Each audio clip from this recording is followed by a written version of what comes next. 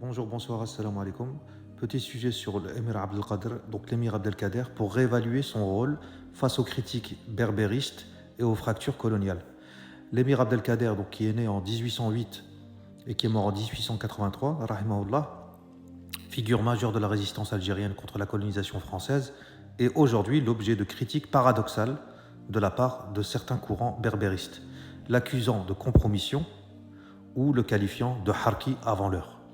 Ces attaques, souvent ancrées dans des interprétations anachroniques ou instrumentalisées, méritent une analyse historique rigoureuse pour démêler les réalités coloniales, les stratégies de résistance et les fractures identitaires ultérieures. Premièrement, l'émir Abdelkader est le pionnier de la résistance anticoloniale. L'émir Abdelkader incarne la première résistance organisée contre l'invasion française dès 1832, soit près de 40 ans avant la révolte de Mokrani en 1871. Proclamé émir par les tribus de l'Oranie, il unifie des forces hétérogènes arabes et berbères pour mener une guerre asymétrique contre l'armée française.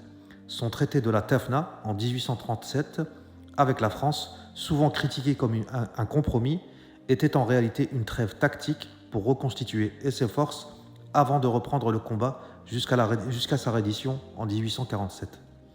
La comparaison avec les Mokrani est problématique si ces derniers se révoltent en 1871 contre les confiscations des terres et de l'oppression coloniale.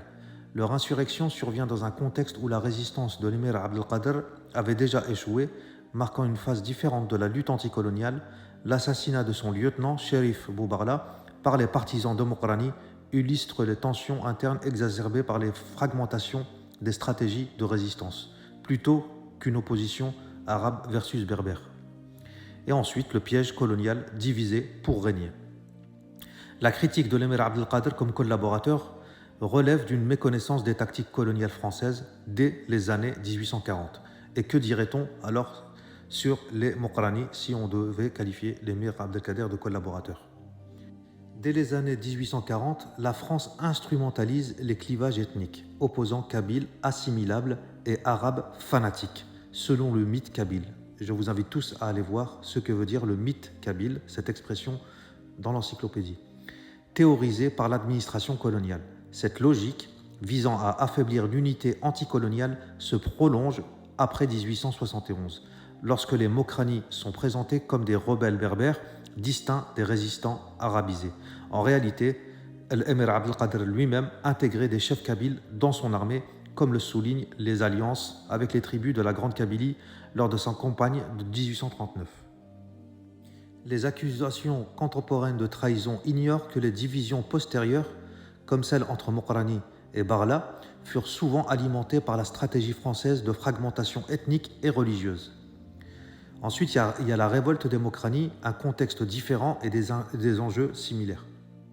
La révolte de 1871, menée par Cheikh al-Mokrani et son frère Boumezrag, répond à des griefs spécifiques.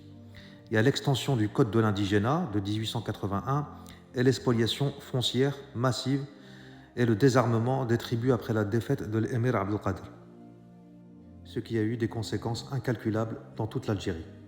Si les Mokrani incarnent une résistance tardive, son combat ne doit pas être opposé à celui de l'émir Abdelkader, mais compris comme une continuation adaptée aux nouvelles violences coloniales. L'exécution de Cherif Boubarla, lieutenant de l'émir Abdelkader par des partisans de Mokrani, reflète moins une opposition idéologique qu'une rivalité stratégique et personnelle, exacerbée par le vide laissé après la capitulation de l'émir. La France exploite ces rivalités, offrant des terres aux collaborateurs locaux pour semer la méfiance. Et donc à cela s'ajoute pour l'émir Abdelkader, qui est la cible aujourd'hui des réécritures post-indépendance et depuis bien longtemps par les berbéristes. Après 1962, le récit national algérien, centré sur l'arabité et l'islam, marginalise à la fois les résistances berbères, comme celle des Mokrani, et les figures perçues comme trop conciliantes avec l'Occident, comme notamment l'émir Abdelkader. Les courants berbéristes, en réaction à cette arabisation qui soi-disant est forcée, ont parfois versé dans une surenchère anti-arabe, récupérant les figures de Mokrani tout en diabolisant l'émir Abdelkader, pourtant lui-même issu d'une confrérie soufie transcendant le clivage ethnique, bien sûr. Cette instrumentalisation oublie que l'émir Abdelkader, exilé en Syrie après 1852, devint un symbole universel de résistance, salué et respecté par Napoléon III comme un ami de la France, par la réelle politique, mais jamais comme un traître à sa cause. Donc réduire l'histoire de l'émir Abdelkader à celle de compromettante revient à nier la complexité de la résistance anticoloniale où les alliances et trêves étaient des nécessités stratégiques.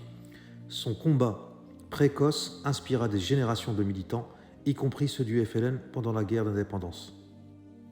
Cette fois, pour réellement conclure, pour une histoire décolonisée des résistances, les accusations portées contre l'émir Abdelkader par certains cercles berbéristes s'appuient sur une lecture anachronique et fragmentée de l'histoire, occultant le rôle central de la France dans la fabrication des divisions ethniques.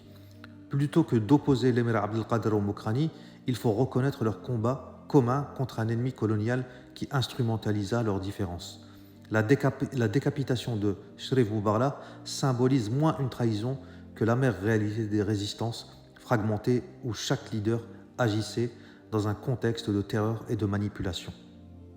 Donc il faut réhabiliter toutes les figures de la résistance algérienne et refuser les récits simplistes hérités du colonialisme et construire une mémoire inclusive où Arabes et autres Berbères retrouvent leur place dans une lutte anticoloniale unie, fi sabilillah, bien que plurielle.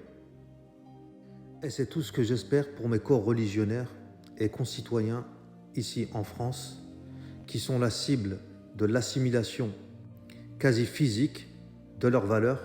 Et il faut savoir que, en s'assimilant à la culture française et à la philosophie française de manière absolue, ils abandonneront de manière indéniable les valeurs et islamiques et philosophiques de l'Algérie. Un prétexte aussi pour dire que cette culture et cette langue est archaïque. Premièrement, au niveau religieux, ça relève de l'apostasie. Et deuxièmement, c'est une trahison claire des valeurs, justement, historiques de la civilisation arabo-islamique en incluant la sphère berbère dans le nord de l'Afrique. J'aime me poser cette question, qu'auraient-ils fait ces gens-là pendant la colonisation française? Et sans doute, ils auraient rejoint les rangs français dès les premières heures. Quelqu'un qui est prêt à vendre sa religion et sa culture originelle par compromission, non seulement ce n'est pas quelqu'un de sérieux, méthodologiquement, et ensuite, humainement, c'est à discuter.